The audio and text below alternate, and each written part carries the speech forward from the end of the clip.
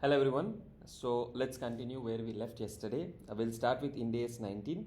Now Ind AS 19 is one standard where a lot of students they feel this confusion as to it's a very lengthy standard and all of that. But there are only few concepts that you need to be aware of to handle most of the questions in the examination. So one of that is your short term paid absences. So here if it is non-accumulating, we'll simply ignore, we will not create any liability.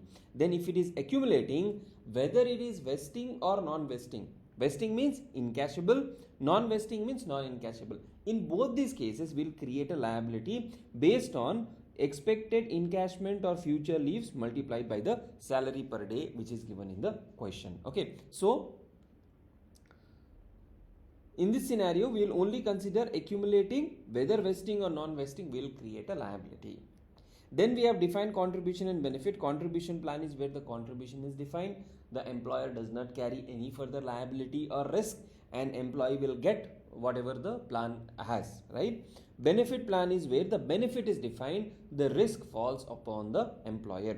Now, largely we have to focus on benefit plan when it comes to the examination. So I have given you a computation of how a defined benefit obligation is calculated. How do we calculate that? This is the liability component, okay, and what will be recognized in P&L. So whenever we talk about defined benefit obligation, the way to handle the question in the examination is what will increase my liability. Whatever increases my liability will be a cost to me, and if at all my liability is being reduced, it will be a gain to me. So I have to see what will increase my liability, what will reduce my liability. So we'll start with opening balance.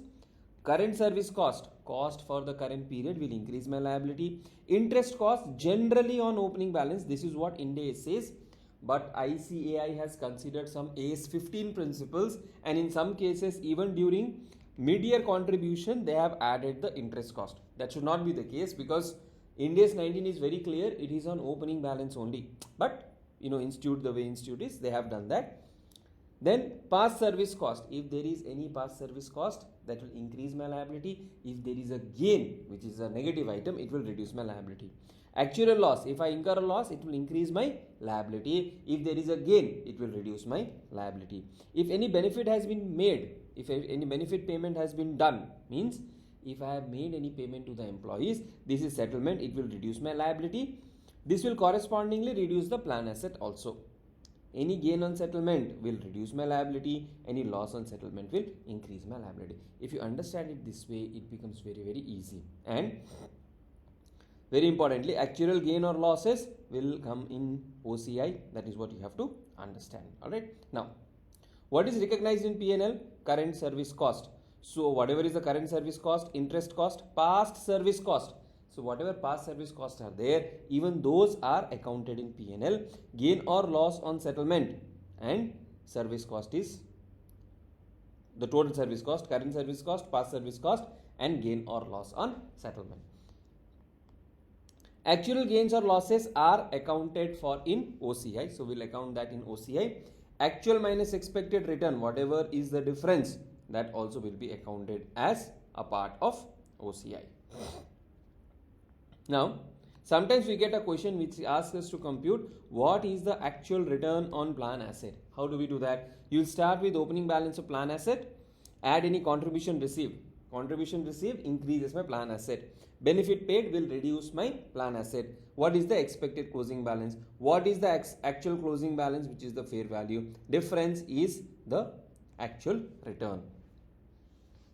Okay, then what is gain or loss on remeasurement? What is the opening balance of net liability? What is the closing balance of net liability? Expected and actual. Difference is treated as gain or loss on remeasurement. Okay, now if you understand this much,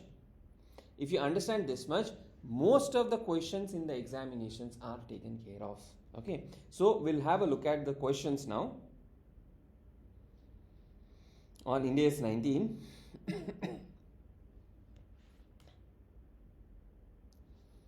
This one is on compensated absences. Annual salary is 30 lakhs in both the years. Working days is 300. Leaves allowed 10 days. Leaves taken 7 and 13. Leave unutilized carry forward 3 days. Now what has happened here? Here employee has taken leave only for 7 days. So when we do the salary working, one, we will give salary of 30 lakhs, that is the expense, plus 3 days that can be carried forward will be provided as a liability. Okay, and in the subsequent period, when those leaves are taken, we will consider as if we are settling the previous year liability. Okay, because in the next year the person has worked only, he was expected to work for 290 days, he worked only for 287 days, he worked 3 days less. The 3 days less, whatever payment we have made, that is for previous period liability. Based on the past experience, the company assumes that Niranjan will avail unutilized leaves in next year. It will record 30 lakh as employee benefit expense in each year, stating that leaves in any case will be utilized. This is incorrect treatment. So how will you do that? 30 lakhs is the total salary. Working days is 300. So salary cost per day is 10,000. How much has he worked? 293 days. How much expense will recognize? One is the 30 lakhs of salary plus 10,000 per day into 3 days of liability. 30 lakh 30,000 will be recognized in the first year, and in the second year we will recognize a salary expense of only 29 lakh 70,000. Whatever extra 30,000 we have paid, that is in effect settlement of previous period salary. Okay, so whatever is the leaves which are the closing balance, for that we will create a liability, and next year when we pay 30 lakhs, to the extent of 30,000 is liability settlement. Based on past experience, Infotech assumes that Mr. Niranjan will avail the unutilized leaves of 2 days. However, they availed all 3 days. Now, how does it differ here? Here, you are assuming only 2 days will be taken. So, your liability will only be 20,000. Subsequently, sir, he took 3 days. So, 20,000 is the settlement of liability, 10,000 is the expense for the respective period.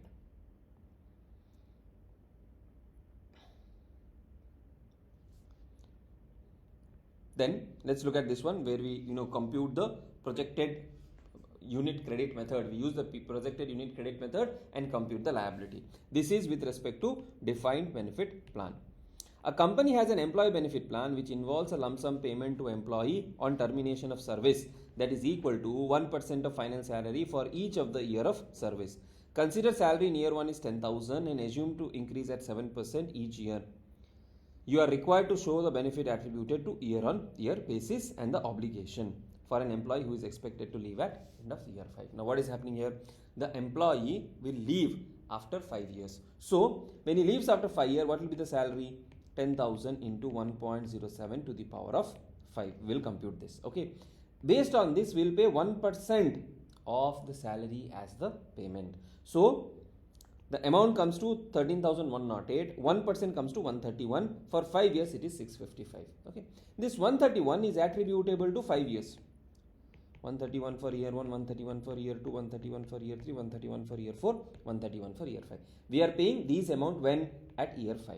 So whatever is attributable to year 1, we are paying after 5 years. What is the present value at the end of year 1? So we have to discount it by how many period? Don't take 5 years because we are comparing end of year 1 and end of year 5. So only 4 periods. So your discounting will be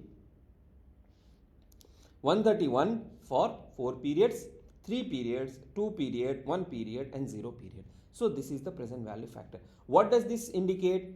This basically indicates that I have to pay 131 at the end of 5 years for year 1. The present value of that is 89.47. This is the current service cost. Similarly, this is the current service cost. Every year on this, I will charge interest so that it becomes 131 at the end of 5 years. So, what is the first year expense? 89.47. Year 1, we will not have any interest because we are doing this working at the end of year 1. Then opening balance at year 2 is 89. Interest on opening balance 8.95. Current year cost 98.42. Closing balance 196. Like this when you do, you will reach at the end of year 5 655. This portion 89, 98, 108, all of this is called current service cost. This is called interest cost. So current service cost also increases the obligation and the interest cost also increases the obligation. These closing balances are nothing but present value of defined benefit obligation for services completed by the employee.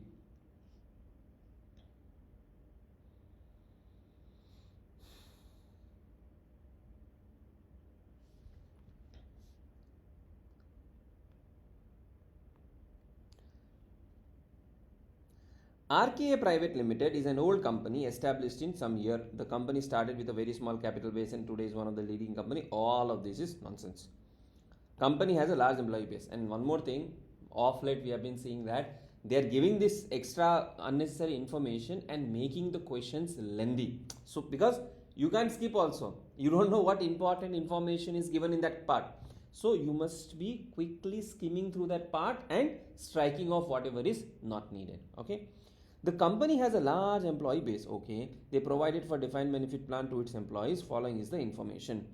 DBO 1400 fair value plan asset, DBO opening balance, closing balance. Now we present it on a net basis. Net is how much? 1400 minus 1140. So 1400 minus 1140. Net obligation is 260 here and 1580 minus 1275. 305 is the net obligation here. For the financial year, service cost was 55. Now, whenever you get this question, you think of it. Service cost. Will it increase the liability? Yes. So, this will increase. The company made a contribution of an amount of 111 lakhs to the plan. If the company is contributing something to the plan, what will increase? The plan assets will increase. If the plan assets increases, the net liability will come down. The net liability will come down.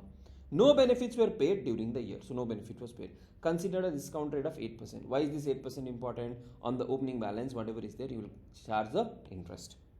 Compute the balance the company has to include in its balance sheet on 31st March, an amount to be recognized in P&L and OCI for the year ended. Give journal entries. So, first, see, you can present it two ways.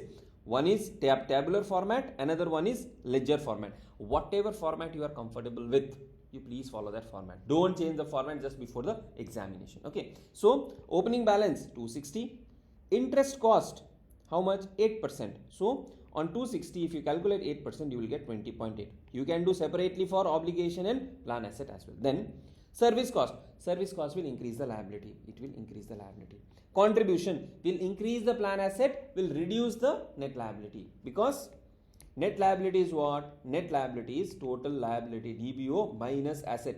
So, if there is a contribution, asset goes up. If asset goes up, the net amount comes down. Expected closing balance. So, what is the expected closing balance? 1567, 1342. 1567 minus 1342. Expected closing balance is 225.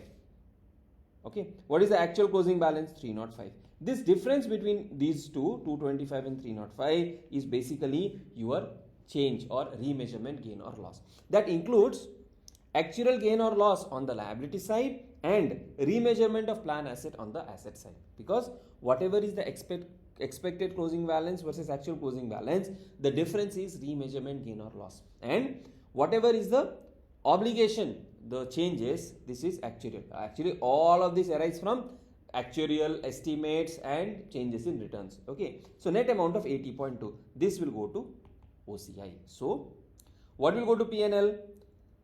Current service cost of 55 lakhs. Interest expense of 21 lakhs net basis. Total go to P&L. Remeasurement of 80 will go to OCI. Okay. Journal entry is simple. You can do it on your own as well. Then,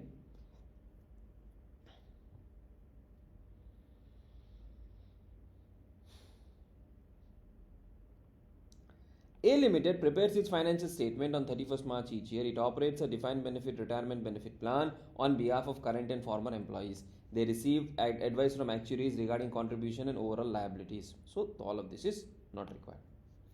On 1st April, the actuaries advised that the present value of DBO was 6 crores. On the same date, fair value of asset of the plan was 5.2 crores. So, net liability is 80 lakhs. On 1st April, annual market yield on government bonds was 5%. During the year ended, A Limited made contribution of 70 lakhs into the plan and the plan paid out benefits of 42 lakhs to the member. Both the payments were made on 31st March of year 2. Even if they don't give this, we generally don't consider movement for calculations. Actuaries advised that CSC for the year was 62 lakhs and the rules of the plan were amended with retrospective effect. They meant that the present value of DBO increased by 15 lakhs. Now, this is a past service cost and it has increased. During the year ended, there was a negotiation with employee representatives regarding plan redundancies.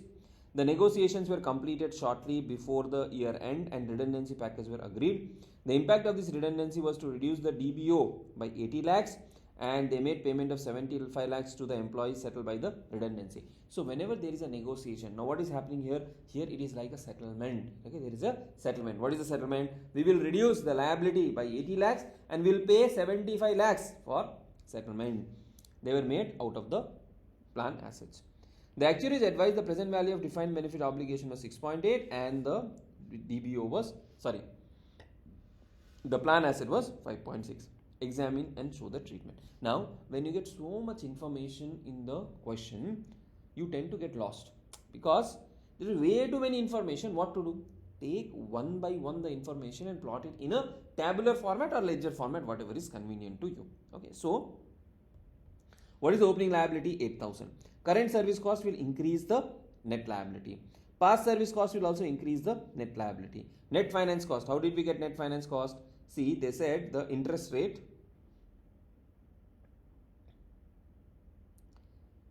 was 5%, that is considered. So 8,000 into 5%, 400 is the interest cost. That will also increase. Then there was a settlement.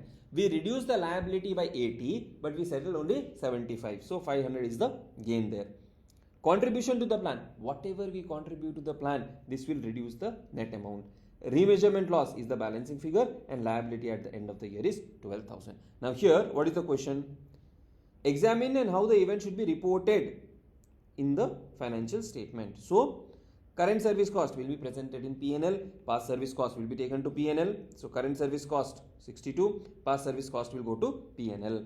The settlement gain or loss will also be recorded in P&L. The finance cost will be taken to P&L and the remeasurement part, that is 34 lakhs, will be taken to other comprehensive income. Now, what I am trying to tell you here is, if you follow this, if you are able to remember these tables, okay, how is the movement happening? Opening balance, what all we need to add, what all we need to deduct on the net basis. If you can do that, or you can do asset and liability and net basis, you will be able to solve the questions. You just need to be aware of this table, and this particular table. Ind AS 19 is 80% related to this. See, absences are straightforward. Defined contribution plans are also straightforward. Alright. So here I have given you how to solve the question if it is a projected unit credit method. So that also you can have a look at it.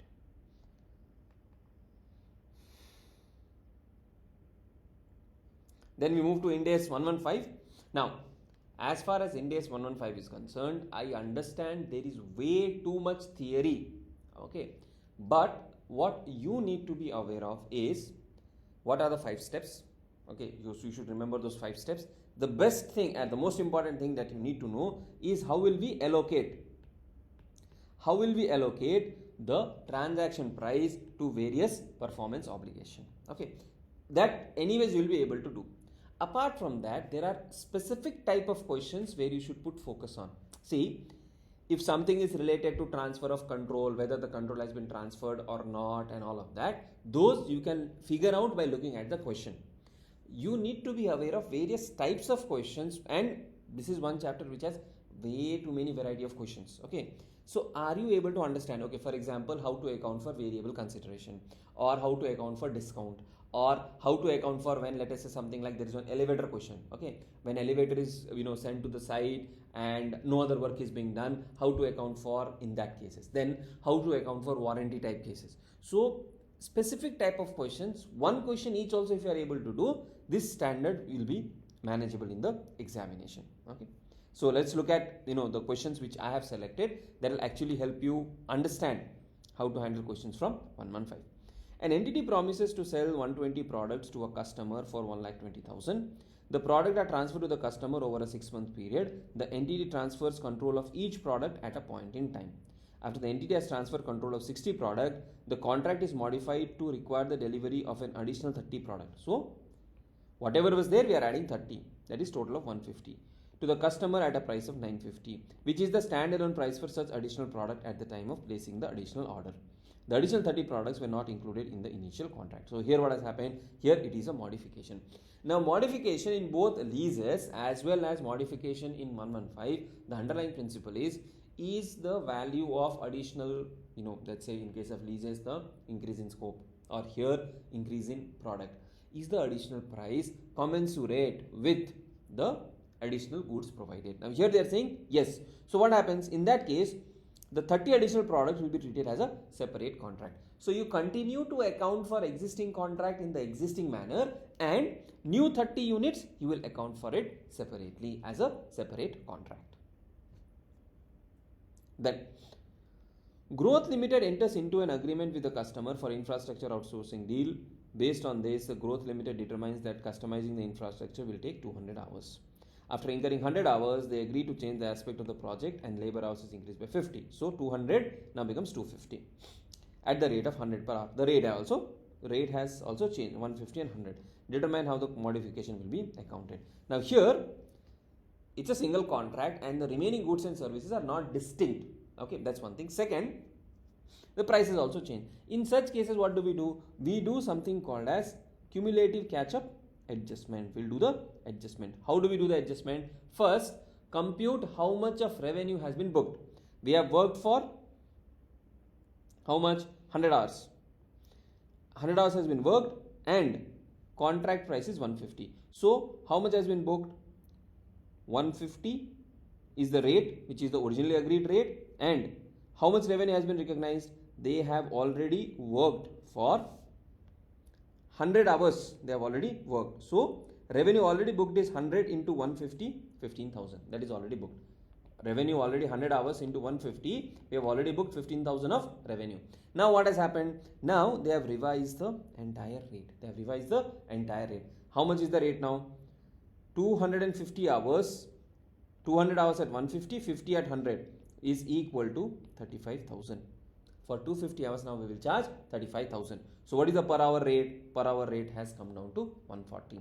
Based on 140, we should have booked revenue of only 14,000. We have booked how much? 15,000. So 1,000 will be reversed from the revenue already booked. Okay. So here what has happened? The contract has been modified. It will be considered as a cumulative catch-up adjustment because whatever is being provided is not distinct. We are continuing the same contract, the same work is continuing. We have revised the rate. So if the rate is revised, what is the rate after modification? Considering that, we will do the total. Okay. XYZ enters into a contract to build a sophisticated machinery. They promise to transfer the asset. The promise to transfer is a PO that is satisfied over a period of time. Please look at the conditions. Okay, when do we have it as over a period of time? Like customer, the entity provides and the customer consumes simultaneously. Okay, the customer obtains control as and when the work is done. So those things you have to revisit the theory and remember. But that amount will be reduced or increased depending on the timing of completion of the asset. So there is a variable consideration. Specifically for each day after 31st March that asset is incomplete, consideration is reduced by 1 lakh. For each day before 31st March that the asset is complete, the promised consideration increases by 1 lakh. In addition, upon completion of the asset, third party will inspect the asset and assign a rating based on metrics that are defined in the contract. If the asset receives a rating, they will receive an incentive of 15 lakhs. Determine the transaction price. Now, whenever there is variable consideration, you have to check, and this applies to even Ind AS 37 cases as well. Okay, is there one outcome, that is yes or no, or are there multiple outcomes possible? For example, if somebody else comes and inspects and says, okay, your work is good, either work is good or work is not good. So there is one outcome which can happen, which cannot happen. Okay, that's only one possible outcome. Either you will receive or not receive. Whereas if they say for every day we will reduce by 1 lakh, so there can be a range of outcomes. For 31st March you will have nothing, for 30th you will get 1 lakh extra, 29th you will get 2 lakh extra. Similarly, 1st April, 2nd April and onwards you will get various amounts. So if there are range of outcomes possible, then we will use expected value method. And if there is only one outcome possible, basically when we say 2, it is yes or no. Okay, there is only one result possible. Then in that case, we will use the most likely method. This is important from MCQ point of view as well.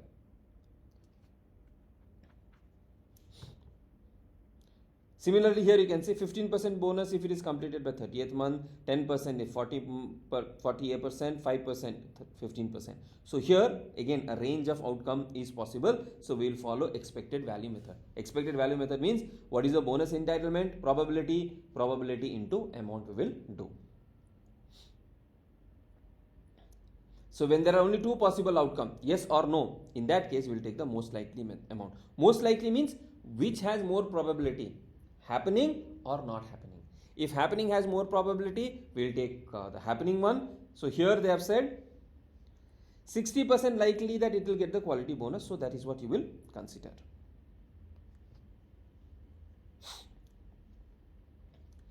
A TV manufacturer sells TV sets to its dealer at a price of 10,000. If a dealer takes more than 8,000 sets during the contract period, then it is eligible for a discount of 5% on the list price retrospectively. Contract starts in June and ends in May. On the reporting date, that is 31st March, a dealer has purchased 5,000 sets. Based on past trend, it is expected that the total purchase by the dealer will be more than 8,000 sets. Should the revenue be adjusted? So, whenever you have an estimate that yes, there will be a variable consideration and that will not be reversed. So in that case, you will have to account for it. So here you will have to do the retrospective adjustment. An entity enters into 1,000 contracts with customers. Each contract includes sale of one product for 50. Cash is received when control of product is transferred. The entity customary business practice is to allow the customer to return any unused product within 30 days and receive a full refund. The entity's cost of each product is 30. So whenever there is a right to return, what do? We will recognize revenue only to the extent of what will not be returned, and whatever is expected to be returned, to that extent we will recognize a liability and a right to receive the asset. The entity applies the requirements in Ind AS 115 to the portfolio of 1,000 contracts because it reasonably expects that in accordance with para 4, the effect on the financial statement from applying these requirements to the portfolio would not differ materially from applying to individual contract. So this basically means instead of doing contract by contract accounting, I am applying the principles to entire set of contracts, because even when I apply it to entire set of contracts, it does not alter the overall financial performance materially. Okay. Since the contract allows the customer to return, the consideration received from the customer is variable.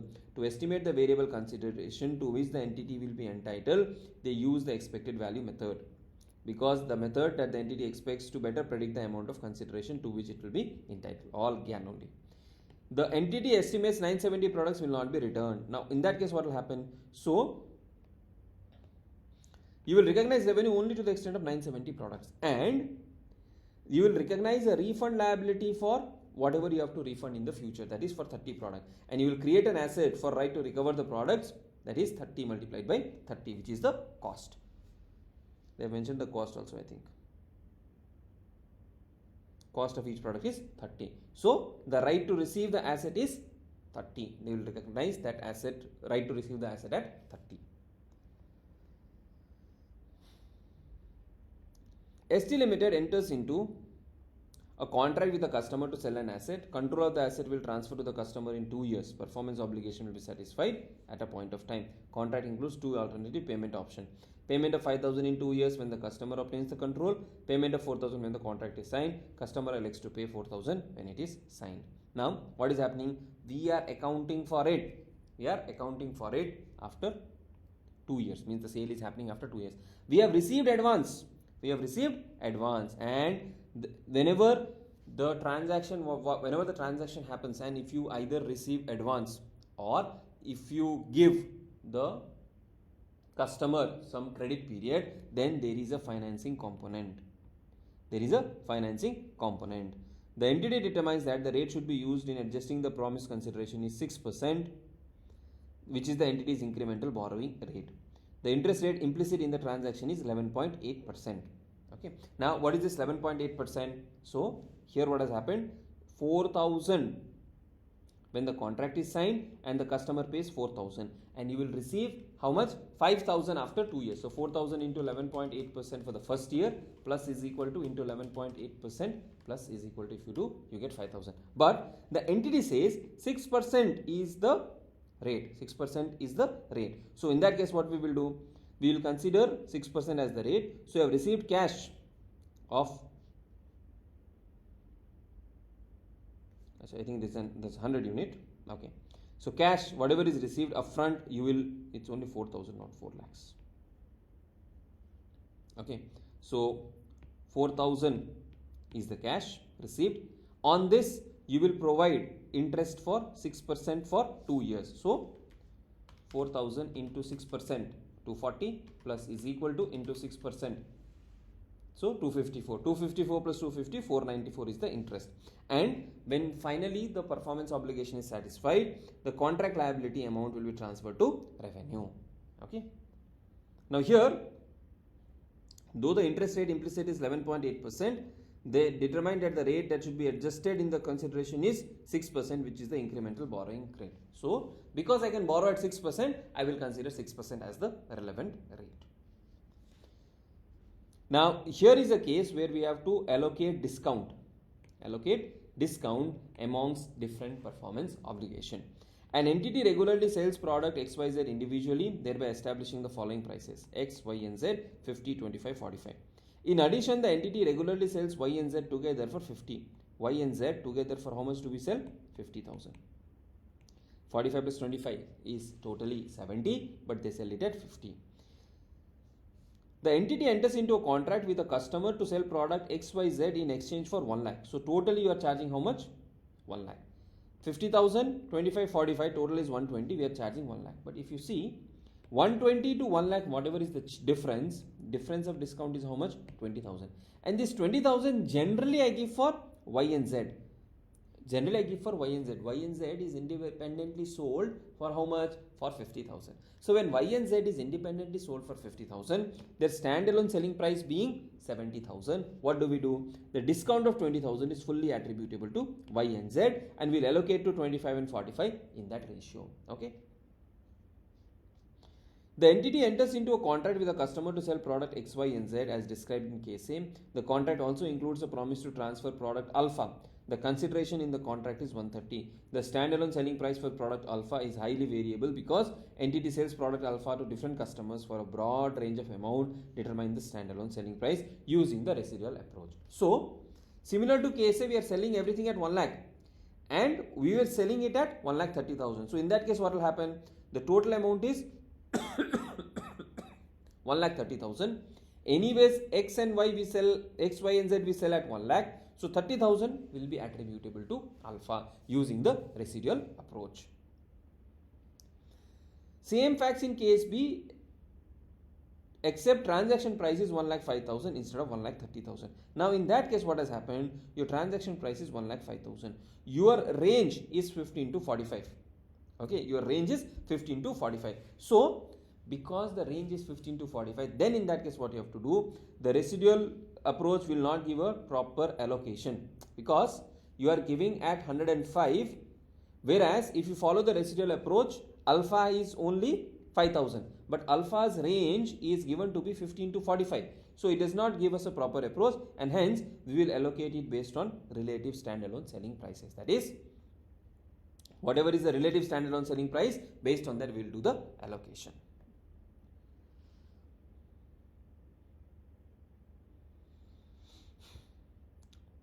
An entity enters into a contract with a customer for 2 IPL intellectual property licenses A and B, which the entity determines to represent 2 performance obligations satisfied at a point in time. Standalone selling price are 160 and 2,000, 16 lakhs and 2,000.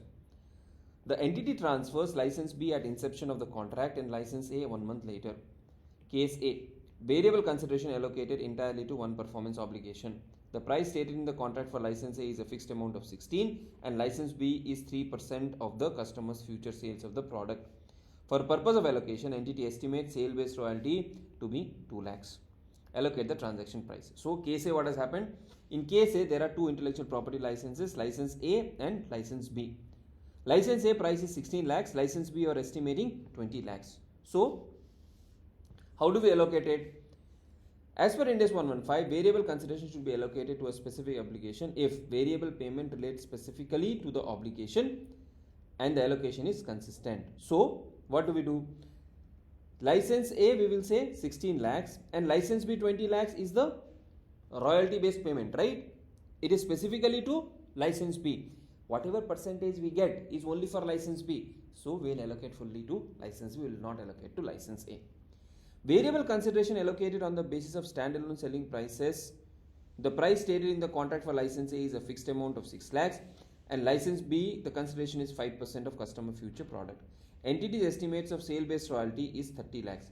License A is transferred 3 months later. Royalty due from customers first month is 4 lakhs. Allocate the transaction price and determine the revenue to be recognized and the contract liability if any. Now in the second case, what has happened? License A has a price of 6 lakhs and B has a 5% sale based loyalty. License A is transferred 3 months later.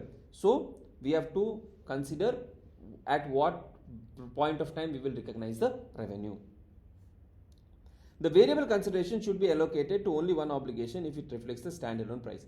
Here allocating 6 lakhs to license A and 30 lakhs to license B does not match their relative standalone price. Why? Because license A is generally sold for 16 lakhs. Okay. So whatever has happened there, 16 lakhs is license A. We said fixed price is how much? Fixed price is 6 lakhs. Does that represent license A's value? It does not represent license A's value. In that case, what do? We will allocate between license A and license B based on their relative standalone price. So, total value of 36 lakhs, that is the standalone prices. This will be used to allocate the amount collected. What is the amount collected? The amount collected in case B is 30 lakhs and 6 lakhs. That will be allocated in the ratio of 16 and 20. So, that is how we will do the allocation. Now, the fixed price received is 6 lakhs. So, we will allocate 6 lakhs to A and B in the ratio of 16 and 20. Then subsequently, whatever you receive as variable 4 lakhs, again that you will allocate between B and A. Now, A is not yet transferred, so we will record it as a contract liability. So, in the second case, what has happened? We received a fixed payment of 6 lakhs. And first month we received a variable payment of 4 lakhs. 6 lakhs allocate between A and B. In what ratio? In the ratio of the standalone selling price. Then 4 lakhs also allocate between A and B in the ratio of standalone selling price. A is not transferred, so we will record it as a contract liability. B is transferred and we will record it as a revenue. On 1st April, a consultant enters into an agreement to provide due diligence, valuation and software implementation services for 2 crores. Consultant can earn 20 lakh if it completes the software by 30th September, 10 lakh if it completes implementation by 31st December. The due diligence, valuation and implementation are distinct and accounted as separate PO. Consultant allocates the transaction price disregarding the potential bonus on a relative standalone selling price. So these are the selling price. At contract inception, the contract believes that it will complete the software implementation by 30th January. After considering the factors, the consultant cannot conclude that a significant reversal in the cumulative amount of revenue recognized would not occur. So this is something which I say you have to remember. This theory, the consultant cannot conclude that a significant reversal would not occur when the uncertainty is resolved. Means he is not able to decide whether in future, whether there will be reversal or not. Since the consultant lacks experience in completing similar project, as a result, the consultant does not include the amount of early completion bonus.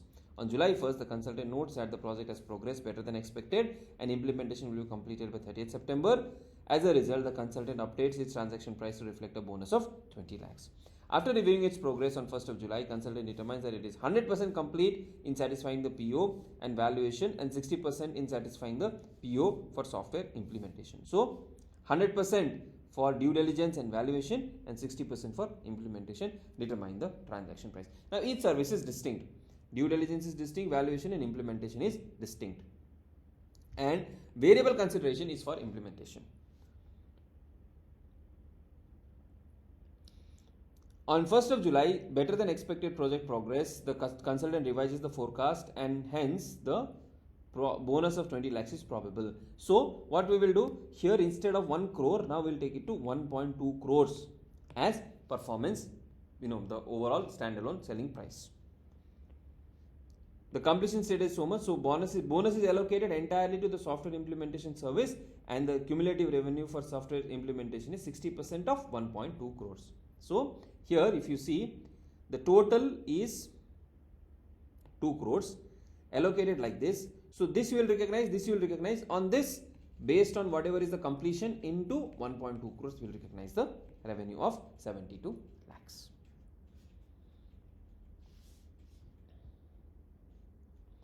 Telco grants a one-time credit of 50 to a customer in month 14 of a 2-year contract. Credit is discretionary and is granted as a commercial gesture, not for prior services. The contract includes subsidized handset and a voice and a data plan. G Limited does not regularly provide these credits, and therefore customers do not expect to be granted. So here what has happened, these are something that you have given one-time credit and the customer do not expect. This is not a variable consideration. Why? Because you have just given a credit and it is not expected. Variable consideration is something which is expected, and hence it is a change in transaction price. It is accounted for a contract modification and recognized over the remaining contract term.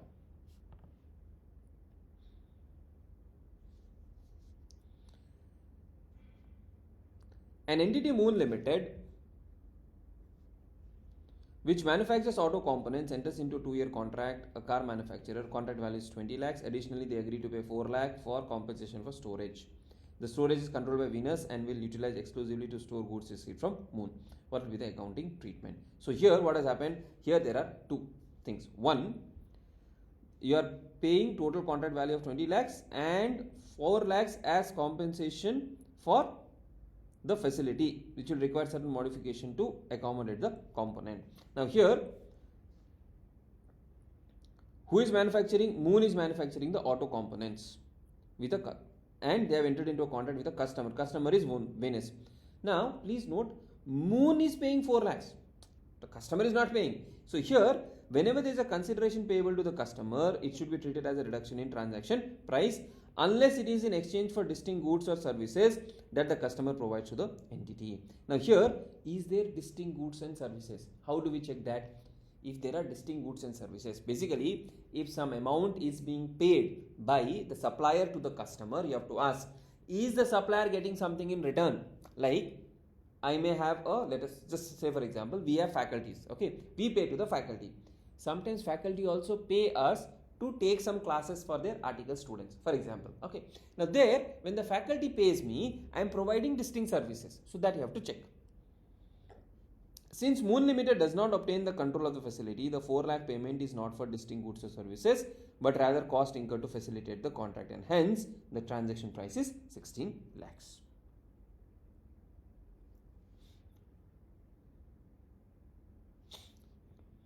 Entity Y enters into an agreement to sell hardware, professional services and maintenance services for 2 lakhs. They determine that each of the promised goods or services represent a separate PO because they frequently sell each of them on a standalone basis. The standalone selling price of professional services and maintenance services are 25,000 and 15,000 respectively. Entity Y rarely sells the hardware on a standalone basis. So it estimates the standalone price of 185 based on the hardware cost and the amount of margin. The contract price will include 10,000 incentive if professional services are provided within 7 days. So what all is being provided here? Professional services, maintenance and hardware. How will the transaction price be allocated? What will be the accounting treatment for the incentive amount? So here, total amount is 2 lakhs and each is sold separately.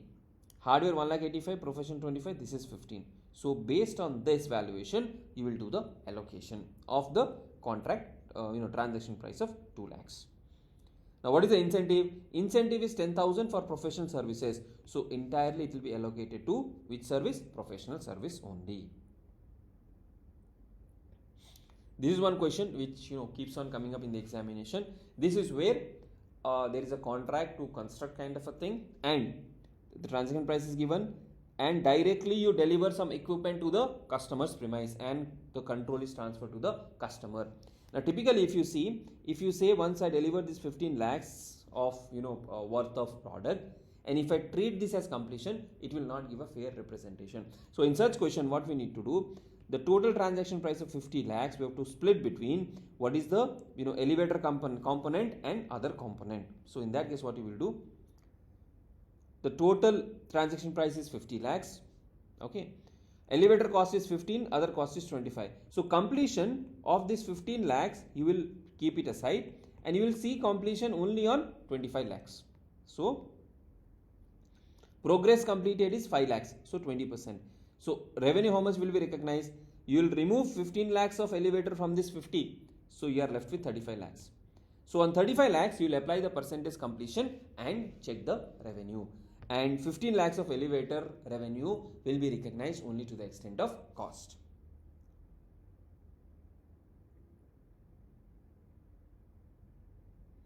This is one question which you can practice on your own. It's a simple question only, where we do the cumulative catch-up adjustment. Then an entity manufactures and sells computers that include an assurance type warranty for the first 90 days. They offer optional extended coverage plan under which it will repair or replace any defective part within 3 years. Since the optional extended coverage plan is sold separately, entity determines that the 3-year coverage represents a separate PO. The total transaction price is 36,000 for the extended warranty and the computer. Entity determines that the standalone selling price of the computer and the warranty is 32 and 4,000 respectively. Inventory value of the computer is 14,400.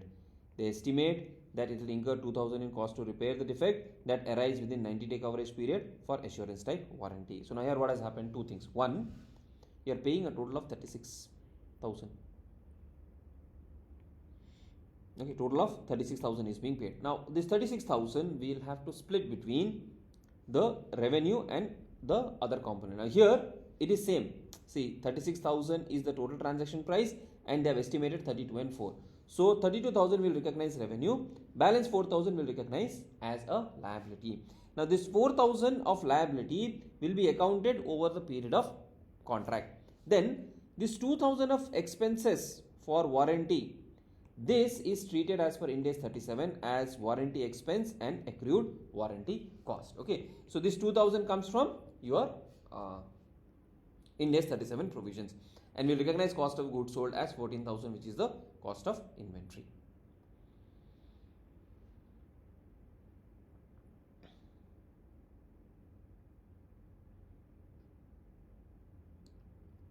This is a case where there are a transaction of sale of machinery, sale of spare and custodial services for spare parts. So here what has happened is the customer is paying something to the supplier for storing the spare parts in the supplier's premises. So we will have 3 different performance obligation.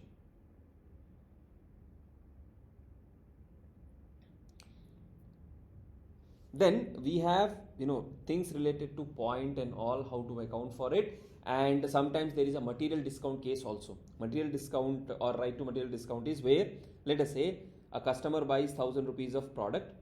I give them a 30% discount voucher on any future purchases. Okay. Normally, I provide 20% discount on the future purchases. This 30% is redeemable on, let us say, 500. So in that case, what we say, 1,000 is the transaction price of goods. Then 30% to 20%. 30% I am providing. 20% I normally provide. 20% I normally provide.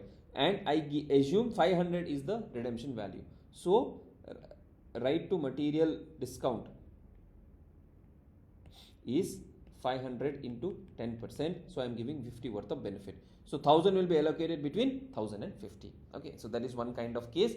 Second kind of case is where for every 100 of sale, entity awards 10 points. If total sales are 1 lakh, each point is worth rupee 1. Entity expects that only 9,500 points would be redeemed. At the end of year 1, 4,500 redeemed. At the end of year 2, 4,000 redeemed. At the end of year 2, entity expects that 9,700 points would be redeemed. Determine the revenue to be recognized in each year. Now 10 points for every 100. So for 1 lakh we have given 10,000 points. We expect only 9,500 points to be redeemed. So the value of the redemption is only 9,500. So what we will do in that case, 1 lakh is the sale value of product, loyalty points 9,500. We will allocate 1 lakh between these two. So revenue will be recognized at 91,000 and 8,675 will be the points value that will be recognized. Then end of year 1, 4,500 points will be redeemed. So if 4,500 is redeemed, out of 9,500, whatever is the value allocated here, to that extent we will recognize the revenue and balance will be the closing balance. Then additional 4,000 points are redeemed. So total redemption is now 8,500. However, entity assumes that now 9,700 points will be redeemed. So whatever I have given earlier as my computation for liability 8675. That 8675 will now be spread over 9700 points. I will not go back and change my year 1 calculation. So revised revenue will be 8500 redeemed out of 9700 into original liability 8675. Already recognized 4109 here, balance will be recognized in year 2 and the remaining will be the closing balance. This is a standard question. I think you can do it on your own on toll connection.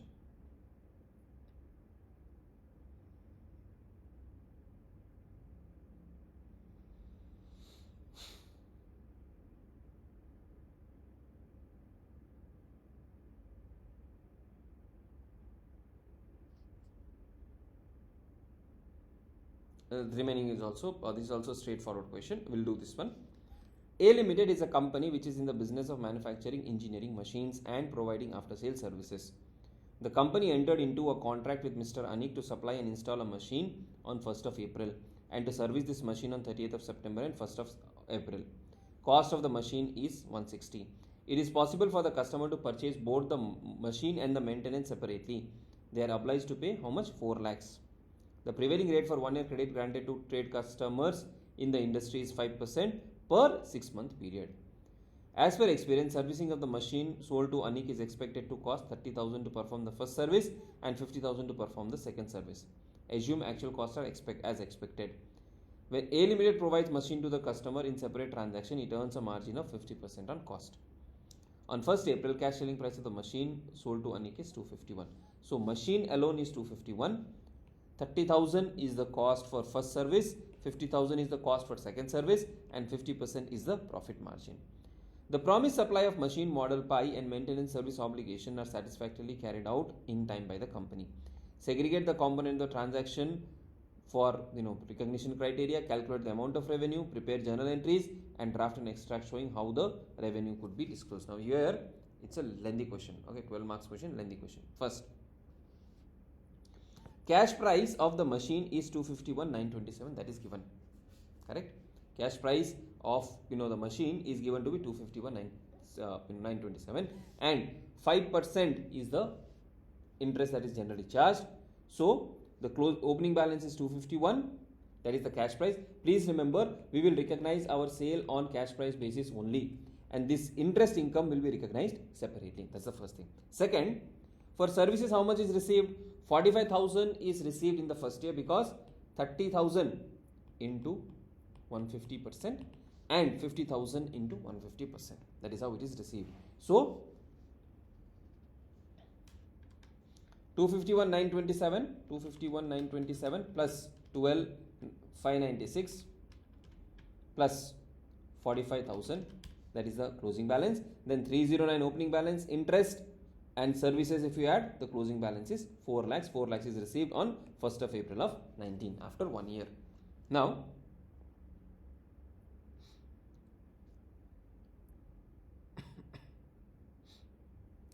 when they initially sell, the revenue is on 251,927. Cost of goods sold is 160, that also will record. Finance income 12,596, as per this will be credited. For services rendered, we will provide another cost, another revenue, and cost of services to cash or bank 30,000. Second half, interest, service revenue, service cost, and amount received from the customer, and this is the extract from the financial statement. Now, some of you may have a doubt, sir, do we need to allocate between the services provided and cost of goods given? See, the cash selling price of machine is already given separately, and 30,000 to perform the service, 50,000 to perform the service is also given. So the total breakup of 4 lakhs is already available to us, allocated between the services and the goods sold.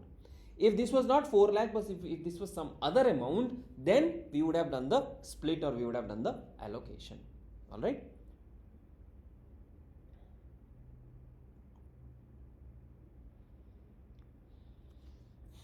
Now let's move on to Ind AS 102.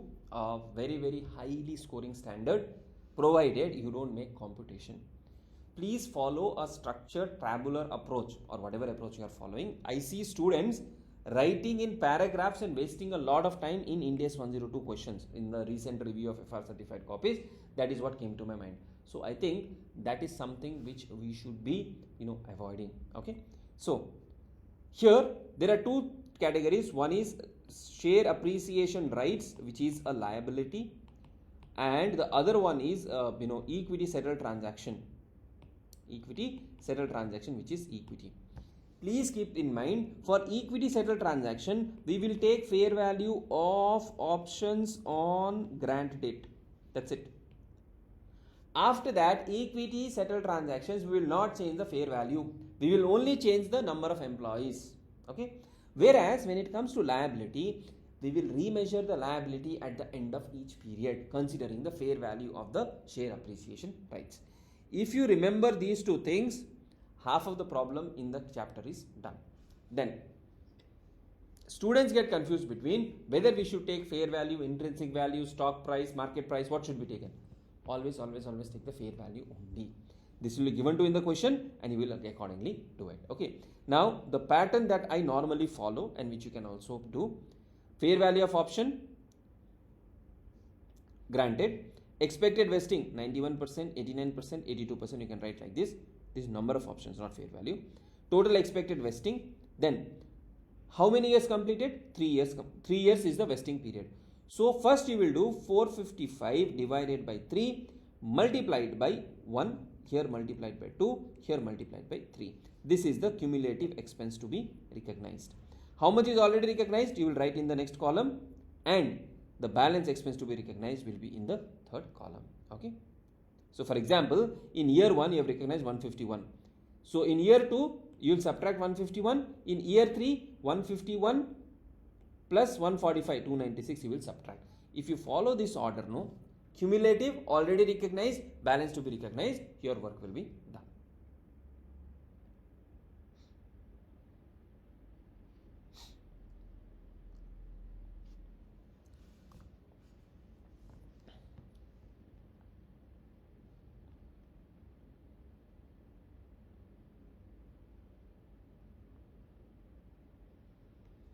Entity X grants 10 shares of 1000 to its 1000 employees on the condition below: to remain in service for 3 years and the profit shall reach 100 million. PAT should reach 100 million by the end of year 3. Fair value on the grant date is 100. Employees expect for vesting right by first year is 97, 95 and 93rd. So 97, 95, 93 is the cumulative expected vesting. Then whenever we talk about profit after tax, etc., then we would include while making an expectation of vesting shares, and there is no requirement to make any change in the non-market condition that this is fulfilled or not, because it has already been considered in the expectation of vesting rights. So in non-market related conditions, we will consider that in the expected vesting, whether it will vest or not, accordingly we will do the calculation. Then whenever it comes to SAR, every year end you will do the changes in the fair value, and whatever is the difference you will recognize in the P&L.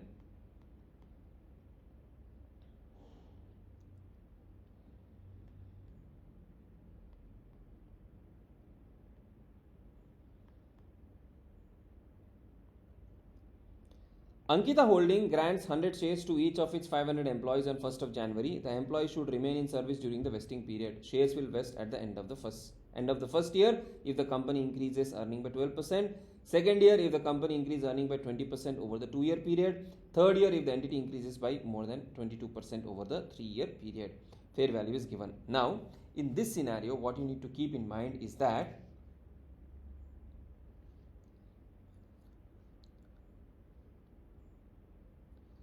how to compute this vesting period. That is important in this particular question. Now the reason I am telling you this is, here they are saying 3 years during the vesting period. Vesting can happen in first year, second year and third year. How to do in such cases? If the vesting happens in first year, all the expense will be recognized. If the vesting does not happen in first year, we will take the worst case scenario from the point of view of the company. That is, in the second year itself the vesting will happen. So for the first year, if the vesting has not happened, we will consider it will vest in 2 years time. So that is where when you calculate the expense for the first year, you will take vesting period of 2. If it did not vest in the second year, then we'll assume it will vest over a 3-year period. So this is one thing you have to keep in mind when you look at this particular question. Then similar question, ACC granted 10,000 share options to one of its managers. In order to get the options, the manager has to work for the next 3 years in the organization and reduce the production cost by 10%. Reduction achieved 12%, 8%, 10% achieve. In second year, not expected to vest in the future, and in the third year again achieved. So first year will book the expense, second year it is what? The condition is at 8%. So we are assuming it will not happen in the future, and hence in the second year the amount will be reversed, and the third year again fully it will be recognized. Another specific type of question that you need to take care.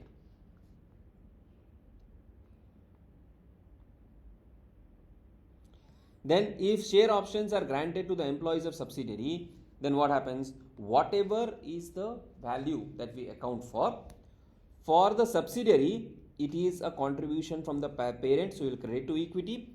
In the parent's book, it is investment in subsidiary, so you will invest in investment subsidiary and you will credit the equity issued. That is the only thing you have to keep in mind if there is a parent subsidiary relationship. Then sometimes what happens is there is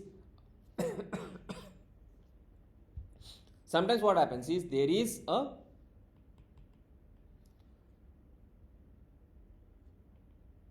share based payment which you have cash alternative. Means Ambani Limited grants CEO an option to take either cash amount equivalent to 800 shares or 990 shares. Means either take cash to 880 shares or take 990 shares. Minimum service requirement is 2 years. There is a condition to keep the shares for 3 years. That is okay. That's a locking period. Now how do we do this? So you have to see what is the fair value of cash alternative, what is the fair value of equity alternative. The difference is considered as equity component and balance will be treated as a liability, because who has the right? The CEO has the right. So you give 800 shares, fair value of the shares, share alternative fair value 212, grant date fair value 213. Okay, so what is the fair value of share? Fair value of share alternative is 212. How many shares are we giving? 990. So the total fair value is 209. What is the fair value of liability alternative? Fair value of liability alternative is 800 shares into 213, 170. So we'll split. This 39,480 is treated as equity settled and this is treated as cash settled. Then what do we do? Equity settled, 2 year service period, 39,480 divided by 2. So each year we will recognize 19,740, 19,740. For this liability component, we will do fair valuation on this date. So fair value will be how much? 800 into 220, that is 176 divided by 2. We will recognize expense of 88,000. Next year we will recognize based on fair value. Equity will not change. Okay. Then on the settlement, if they take the cash alternative, you will debit the SBP liability and credit bank if it is settled in cash. Sometimes you may have different group 1, group 2, group 3. So for each group you will prepare the vesting schedule separately. This is one more question you can keep in mind for practice. Alright, so we have completed Ind AS 102 as well. For Ind AS 41, Ind AS 12, 21, 33, okay, these three. 41, as far as 41 is concerned, you just need to do 2 or 3 questions on the fair value changes. Okay, here in 41, the thing that you have to keep in mind is on the initial recognition date also I have to consider what is the fair value less cost to sell. Okay, that is one area where a lot of students tend to get confused. Okay, so that is one thing you have to consider in Ind AS 41. If you do the questions, there are 2-3 questions I have selected, that is more than sufficient, right? When it comes to Ind AS 12 on income taxes, the only consideration you need to have in mind is whether it will result in a deferred tax asset or a deferred tax liability. How should I determine that? Okay, there are multiple ways to do. One is you will check what is my carrying amount in the books, what is the tax base and all of that. That is definitely there. But from an examination point of view, and if you want to quickly get to the answer, you just have to ask yourself, is there a gain in the books as compared to tax? For example, if asset in books is greater than asset in tax. So can I say in the books there is a kind of a gain, and this hence will result in a deferred tax liability. Whenever there is a gain, there is a deferred tax liability, and whenever there is a loss, there is a deferred tax asset. So how do I take this gain or loss? Simple. In the books, do I see a gain as compared to tax? Okay, so if the tax asset base is lesser than the book asset base, so book asset is higher. If book asset is higher, in books I am seeing a gain. If there is a gain, deferred tax liability. If it is the reverse case, in the books I am seeing a lower amount, and in the tax I am seeing a higher amount. There is a loss in the books. There is a loss in the books, and hence it is a deferred tax asset. Remember this principle, you will be able to solve any deferred tax asset or liability question in the examination. Alright, so that was all from my side as far as the important questions in the examinations are concerned, right? For larger standards of financial instruments, business combination and consolidation, that I have already discussed separately. I hope these 3 sets of videos plus the other 3 sets of videos that I have already provided will help you prepare better for the examination. And all the best, do well in the examination, and don't panic. Whenever you get a difficult question in the examination, the only thing to do is to do it towards the end. Okay, so the objective for you should be not to get panicked in the examination. Immediately, even whenever you see a new type of question which you get confused, question which you find it very, very difficult, the thing you have to do is just keep it aside, do it at the end. Our target should be to pick up the easier questions first. Whatever are the easier questions, known questions, what we know, pick it up first. And the strategy that we should be following is very simply, first MCQ, try to finish maximum in 45 minutes. Then take the easiest question, avoid theory to the extent possible. Take the easiest question or the known question that you already are aware of, try to solve them. Even if they are lengthy questions, but you are confident that yes, if I solve this question, I will get 6 out of 6 or 8 out of 8. First you will solve them. Unknown questions you will do it towards the end only. Don't do MCQ towards the end. The reason I am telling you is, if at all there is some kind of panic situation that gets created, you will mess up the MCQ. So MCQ should be done when your mind is fresh. And always remember friends, this FR paper being the first paper, you may not have writing practice. You are entering into the examination hall after a gap of maybe 2 years after a CA enter, or 2.5 years from a CA enter. You are away from the examination setup. First day, a lot of things happening around, rains are happening, there is this festival going on of Ganesh Chaturthi and all of those things. Please, please, please keep your cool. First paper, don't let panic set in. One reason why AFM scores are higher than FR, because FR you make some mistakes and then subsequently you realize that and don't make those mistakes in AFM. So that is one thing which you should be definitely avoiding. Then coming to preparation plan, when you have to do the preparation plan, how do you do the preparation plan for the for the examination? So every day I generally suggest students to allocate 4 days for FR preparation. So every day you take one big standard. Let us say first day you take financial instrument, second day you take Ind AS 103, third day you take 110, fourth day you take 115 and 116. These are the larger standards. This can be completed in first half of your revision period. I already have given the list of important questions and discussed. Then club the similar standards and do it together. So first day one set can be Ind AS 2, 16, 38, 40. These are all related and similar principles. Then second day you can do 23, 20, 36 and 105. These are again related standard. 36 and 105 are related. Then you can do 37, 19, 7, 115 is done, 8 and 10. These are related. Then you can do the remaining standards on the last day and the day before the examination. This theory compiler of all the important theory points that I have listed down, carefully I have listed down. Okay, this also will be really, really helpful to you in your preparation plan, right? Target to complete as much as question in the 3 hours of examination time, and MCQ is what will save you in the examination, and we can definitely score 60 marks in FR I have given May 25 analysis including certified copies review. Please have a look at that as well.